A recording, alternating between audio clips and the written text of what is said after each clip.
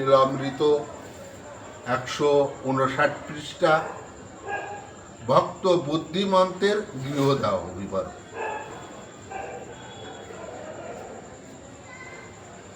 লক্ষ্মীপুর গ্রামে বুদ্ধিমন্ত চূড়ামণি,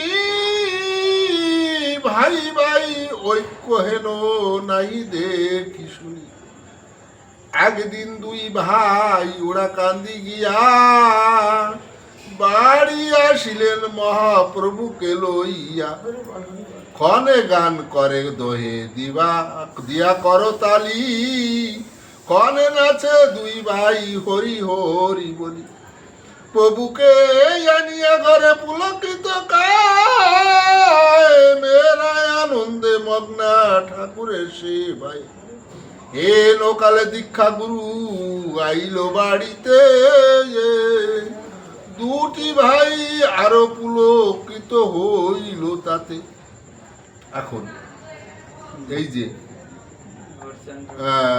দুই ভাই, এরা বুদ্ধিমন্ত আর হচ্ছে বুদ্ধিমন্তরই নাম দিয়েছে, যাই হোক এরা দুই ভাই। এরা একদিন ঠাকুর বাড়ি যেয়ে ওরাকান্দিতে যেয়ে ঠাকুরকে নিয়ে এসছে। সেই ঠাকুর আসার আনন্দে এরা তো খুব আনন্দ করে হরিনাম করছে, এবং পাড়াময় যত লোক তারাও দুবাহু তুলে হরিনাম করছে। ইতিমধ্যে এরা কিন্তু এই হরি মতে দীক্ষিত না, মতো অমতে দীক্ষিত না, এদের গুরু আছে আলাদা। এর সময় এদের গুরুও এই বাড়িতে পদার্পণ যখন করেছে, ওরা দুই ভাই আরো খুশি হয়েছে যে এই শুভ দিনে আমার গুরুদেব এসেছে। ঠিক আছে। নামেতে গোবিন্দ পাল মহাশয়, অধিকারী কায়স্থ সে পাল উপাধ্যায়। রাম ভদ্র পাল সিদ্ধ পুরুষ রতন, সেই বংশধর উনি গুরু দীক্ষা গুরুন।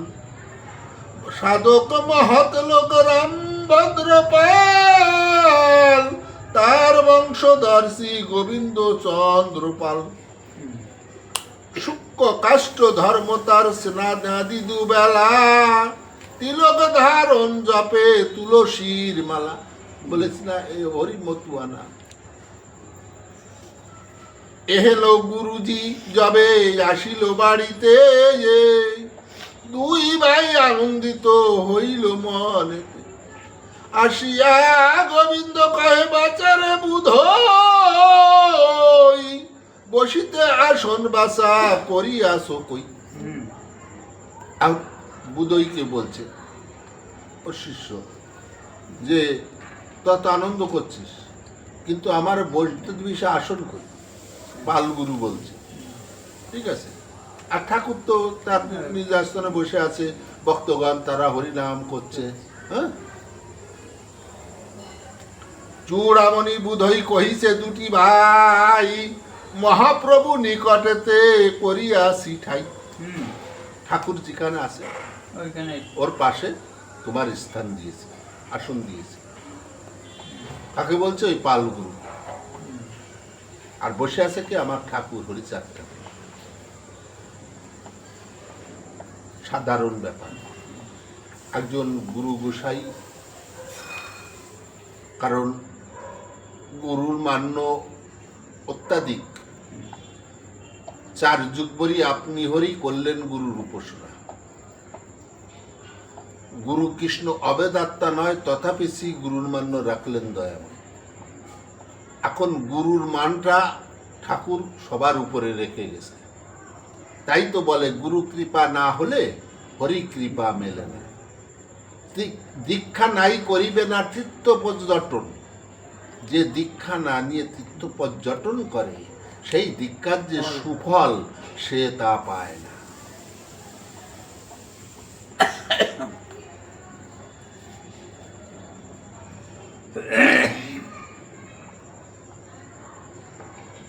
আমাদের ঠাকুর আছেন যেই ঘরে, দুই প্রভু সেখানে বসুন এক অন্তরে।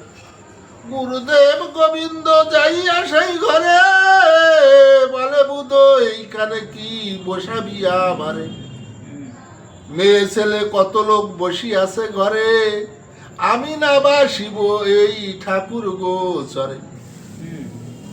এই যে খুঁটিনাটি অহংকার। যেমন ঠাকুর যখন লালকুটিতে গেছিল দশরথের বাড়ির থেকে, ওই দশরথের গ্রামের লোক কুচকরি পাষণ্ডরা লালকুঠিতে যে সাহেবরে বলেছিল যে ওই বাড়িতে কি লীলা হয় জানেন, মেয়ে ছেলে পুরুষ ছেলে নিয়ে সব, কারোর গায়ে কাপড় থাকে কারোর থায় না, পুরুষ মেয়েদের পায়ে ধরে, মেয়েরা পুরুষের পায়ে ধরে, ডলাডলি করে। তখন সাহেব ডাক করেছিল, যখন সাহেবের ওখানে গেছে তখন ওই আমাদের এই যে ঠাকুরের হরিনাম মাতাম দেখে সাহেব বলছে এরা তো সবাই প্রেমে মত্ত, কারোর কাপড় খুলে পড়ে যাচ্ছে, কেউ ন্যাংটা উলঙ্গ, কার তো কোনো হুঁশ নেই, তাই এরা তখন খারাপ কাজ করে কিসে?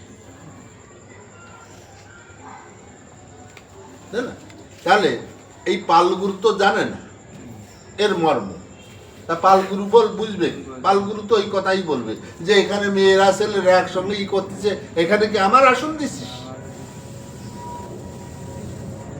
চূড়ামণি বলে আছো যতই অন্য লোক, বাইরেতে যাও বিদ্যা যুবা কি বালু, কেহ না থাকি ওই আর উত্তরের ঘরে, মাত্র দুই প্রভু থাকিবে না কত্তর, শুনিয়া সকল লোক আইল নামিয়া, ঠাকুরের শয্যা করে গুরু বসে গিয়া। মহাপ্রভু বুদ্ধিমন্তে ডাক দিয়া বলে, কাহাকে আনিলি মোর অঙ্গ যায় জ্বলে। এখন ওই পাল গুরু বুদ্ধিমন্তকে ডাকে, ওই দুইবার একবার নাম বুদ্ধিমন্ত, বুদ্ধিমন্তকে ডাকে বলতেছে এ তুই কারে আনলি তোর ঘরে, আমার তোর শরীর জ্বলে যায়।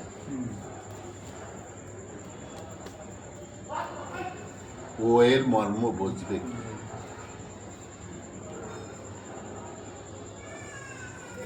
পাল বলে গাত্র জলে কিসের কারণ, বুধইকে কহে পাখা করো ব্যঞ্জন, সাধু গুরু দেখলে মহৎ শোকে দোলে, আমি গুরু মোরে দেখে অঙ্গ যায় জ্বলে। সাধু মহন্ত দেখলি শরীর শীতল হয়, আর আমি গুরু একে দেখে তো আমার অঙ্গ জ্বলে যাচ্ছে। পাল বলতেছে নেরে বাছা ঠাকুরে নিবি কোনখানে, বুদ্ধিমন্ত বলাই উঠে আসুন আপনে, দক্ষিণ ঘরেতে দিল গুরুদেবের স্থান, সেই ঘরে গুরু তবে করিল উপস্থান, গ্রামবাসী যত লোক পুরুষ বা মেয়ে, প্রভু দর্শনে সব চলিলেন দিয়ে,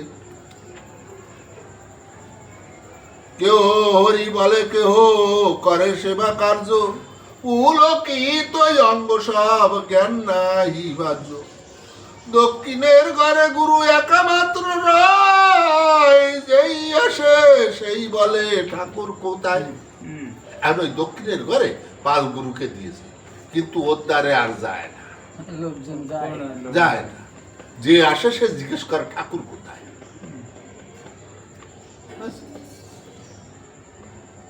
কেহ গিয়া উকি মারে দক্ষিণের ঘরে, ঠাকুরে না দেখে দুঃখে সবে আসে ফিরে। এখন দুই একজন ভুল করে যদি ওই দক্ষিণের ঘরে পাল গুরুরে দেখতে যায়, মানে ঠাকুরের দেখার নাম করে যায়, যায় দেয় পাল গুরু, সে মনের মধ্যে ব্যথা নিয়ে ওখান থেকে ফিরে আসে। বুদ্ধিমন্ত গুরুদেবে ভক্তি আদি করে, পাক করি বারে দিল দক্ষিণের ঘরে, পাক জন্য যত কিছু দ্রব্য ঘরে দিল, জল ছিটিয়া সব দ্রব্য ঘরে নিল, পুনঃ পুনঃ দৌত করি পাক পাত্র আদি, সূক্ষ্ম কাষ্টে দিল জল ছিটাইয়া বিধি, এক মেয়ে সেই কাষ্টে জল ছিটাইল, পরে গুরু সূক্ষ্ম কাষ্ট পরশ করিল, পুনর্বার জল দিল গুরু দেবতাই, পাক আরম্ভিল কাষ্টে অগ্নি না জ্বালায়। এক বিধি মেয়ে রূপ ধরে এসে ওই যে শুকনো কাষ্ঠ দিয়ে গুরুদেব রান্না করবো, কারো খাওয়া শোয়া খায় না। দেখো না এখন এই কৃষ্ণ ভক্তরা কত বেরোইছে, মার রান্না খায় না। যে মার গর্ভে জন্ম নিছি, হ্যাঁ 10 মাস 10 দিন মার দুগ্ধ পান করে এই পৃথিবীর আলো বাতাস সব দেখতে পাচ্ছি, সেই মার হাতের রান্না খায় না। তা এই গুরু ঠিক তদ্রুপ, এ কারোর হাতে রান্না ছোঁয়া খায় না।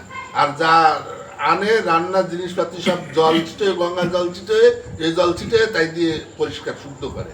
কিন্তু ও কাষ্ঠ জল দেওয়ার আগে আর এক বিধি, মানে এই ঠাকুরের নীলা সে কাঠ আরো বিজয় দিয়ে গেছে। আর তারপরে ওই গুরু আরো দেশে জল, বুঝছো? পাক আরম্ভিল কাষ্ঠে অগ্নি না জ্বালায়, গুরু বলে নিত্য নিত্য আমি পাক পুনর্বার জল দিল গুরুদেব তাই। পাক আরম্ভিল কাষ্ঠে অগ্নি না জ্বালায়, তো এরকম বারবার জল দিয়ে কাঠ ভিজিয়ে দিলি, তাতে কি আর আগুন জ্বলে? গুরু বলে নিত্য নিত্য আমি পাক করি, সূক্ষ্ম কাষ্ঠ উপরে কিঞ্চিত করি বাড়ি। এমতো কাষ্টেতে আমি পাই নাই কবু, গীতাদি ঢেলেছি কাষ্ঠ নাই জলে তবু। আরে বাবা, যার বিনা ইশারায় বিশ্বে একটা পাতা পর্যন্ত নড়ে না, সে যদি কারোর প্রতি বিরূপ হয়,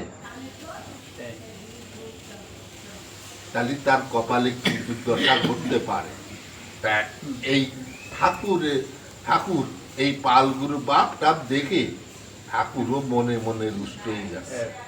তার যার ঠাকুরের মানে রাগান্বিত দৃষ্টি যদি কারোর উপর পড়ে, সে কি আর বেঁচে থাকে? তার কোনটায় কাজ হয়? তাই কাজটা অন্যদিন তো অল্প জল ছিটাতো, আগুন দিলে আগুন জ্বলে উঠতো, আর আজকে ঘি ঢেলে দিচ্ছে তাও কাজটা আগুন ধরছে। দুমেতে লোহিত চক্ষু পাক করিবারে, এত কষ্ট পায় তোরা দেখিলি না মরে। কাঠে আগুন জ্বলছে না, আর ধোয়া হচ্ছে, ধোয়াতে তো চোখ মুখ সব পুড়িয়ে যাচ্ছে। তাই পাল গুরু করছে, ধোয়াতে আমার চোখ বন্ধ হয়ে যাচ্ছে, এত জ্বালা করছে, আমার শরীর অসুস্থ হয়েছে, তোরা কেউ আমারে দেখতেছিস না। চূড়ামণি রাগ করে মেয়েদের প্রতি, গুরুদেবে তোরা কেন করিস না ভৌকীতি। মেয়েরা বলেছে কাষ্ঠ শুকনো আসিল, নিজে গুরু জল দিয়া কাষ্ঠ ভিজাই। আমি তো কাষ্ঠে শুকনো কাষ্ঠ দিছি। তাই পাল মানে বুধই যখন মেয়েদের বলছে যে তোরা কেন গুরুদেবের সঙ্গে সহযোগিতা করছে না, কি কাঠ দিয়ে বলে, আমরা তো শুকনো কাঠ দিয়েছিলাম, তোমার ওই গুরু নিজেই জল ছিটাইছে, তা আমরা কি করব? বুদ্ধিবন্ত চূড়ামণি প্রভুকে জানালে, পাপ করে গুরুদেব অগ্নি নাই জলে। এই বুদ্ধিমন্ত এখন ঠাকুরকে যে বলছে, ঠাকুর আমার গুরুদেব রন্ধন করছে কিন্তু কাজটা আগুন জ্বলছে না। কে বলছে? বুধই বলছে, আমাদের ঠাকুর ঠিক আছে। প্রভু বলে তোর গুরু কায়েস্তের ছেলে, নমশূদ্র ভেবে মোকে অবজ্ঞা করিলে।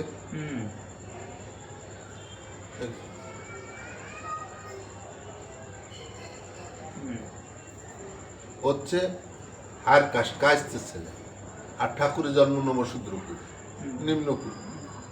তার জন্যই ঠাকুরকেও পছন্দ করতে পারছে না। একটা নমশূদ্রের পাশে, নিচু জাতির পাশে বসবো, অথচ তুচ্ছ। এই দোষ মেনে নেওয়া যায়, মানে শ্রাপ যা শোনা যায়, যেহেতু সে উচ্চ জাতির, তাই তো। কিন্তু আমার বক্তব্য হচ্ছে, যারা নমশূদ্র ছিল, তাই না, এখন বর্তমানে যারা নমশূদ্র, তাহলে ওই সময় যে চন্ডাল বলে যাদের রেখে দেওয়া হয়েছিল পশু সমান করে, সরকারি সেন্সার খাতায় পর্যন্ত এদের নাম ছিল না, সেই চন্ডাল জাতিকে উদ্ধার করার জন্য আমার ঠাকুর অবতার রূপে এসেছে। পতিত জমি চাষ করে সুন্দর ফসল ফলাবে। ঠাকুর পতিত জমি চাষ করেছে, ফসলও ফলেছে, কিন্তু হিসাব করে দেখো ঠাকুরের সাথে সব থেকে বড় বেশি বেইমানি করলে আমরা নমশূদ্রা করেছি। কেন?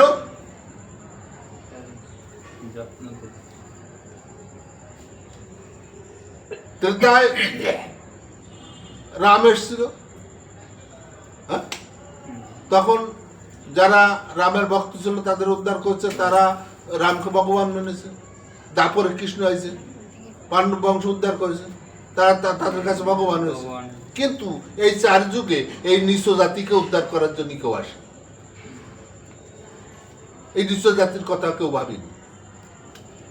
তাহলে আমার ঠাকুর এই চণ্ডালদের, যারা আমরা এখন নমশূদ্র চণ্ডাল নামে আখ্যা দিয়ে রেখেছিল, তাদের শিক্ষার অধিকার ছিল না, ভালো জামা কাপড় পরার অধিকার ছিল না, মন্দিরে প্রবেশ করার অধিকার ছিল না, চাকরির অধিকার ছিল না, এই সমস্ত সব কিছু দিয়ে চণ্ডাল জাতটাকে নমশূদ্র করে, যে এখন ঠাকুর বলছে নমশূদ্ররা সব থেকে বড় ব্রাহ্মণ, তোমরা ব্রাহ্মণ টাইটেল ধরো, আর যদি না পারো ঠাকুর টাইটেল দাও, তাই না? তাহলে সেই ঠাকুরের দয়ায় আজ আমরা করে কমায় খাচ্ছি, এই নিচু জাত উপরে উঠেছি, মানুষের সঙ্গে মিশতে পারছি, আর সেই ঠাকুরকে ভুলে আমরা অন্য কাউকে ভগবান বলতে পারি। অথচ দেখো 100 জনের ভিতর 40 জন আমাদের মতুয়া হরিচাঁদের মতে আছে, আর 60 জন তারা বিভিন্ন মতে চলে গেছে। তাহলে এরা কি করে? নিজের বাপরে বাপ না করে পরের বাপরে বাপ করছে। হ্যাঁ, তাই তো আমার নকুল সরকার লিখে দিয়েছে, যদি কোনো শূদ্র হয়ে গুরুচাঁদের ভক্ত ঢেলে দেয় বুকের তাজা রক্ত ঠাকুর গুরুচাঁদের পায়, তাও শোধ হবে না আমার ঠাকুর গুরুচাঁদের।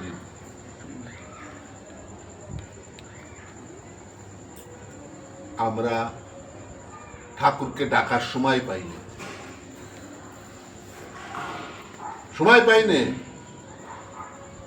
আজ শুধু আমরা ঠাকুরের সঙ্গে বিশ্বাসঘাতকতা করিনি, আমাদের পূর্বপুরুষের সঙ্গেও বিশ্বাসঘাতকতা করেছি। কারণ এই যে আমাদের পূর্বপুরুষ, এখন আমরা যারা আছি, তারা কেউ না কেউ ওই সময় চণ্ডাল রূপে ছিল। হ্যাঁ, তাহলে তারা আমাদের তখন ওই সময় সবাই হরি ঠাকুরের ভক্ত ছিল। হ্যাঁ, তাহলে আমি আজকে আমার পথে অন্য পথে যাচ্ছি, তাহলে আমার পূর্বপুরুষ যে পথে ছিল আমি সে পথে নেই, তাহলে আমার পূর্বপুরুষের সঙ্গে আমি বেইমানি করলাম, তাই না?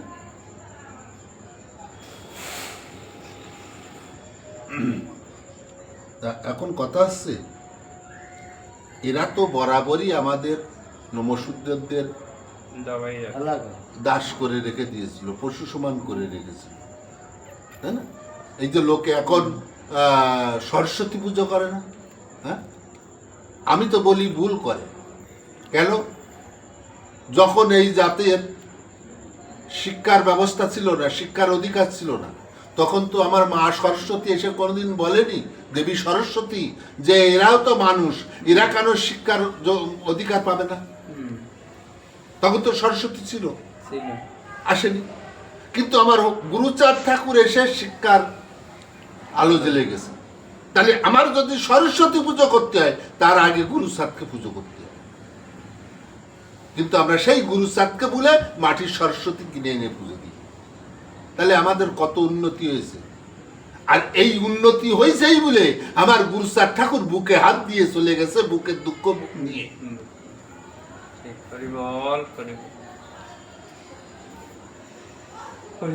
ঘৃণা মহাপাপ পর্ষে পালে হৃদয়, সেই পাপে অগ্নিতাপ হীনতেজ হয়। এই যে অহংকার জমে গেছে, সেই অহংকারে অগ্নি আর জ্বলছে না, সে নিস্তেজ হয়ে গেছে। যাক, জয় হরি বল।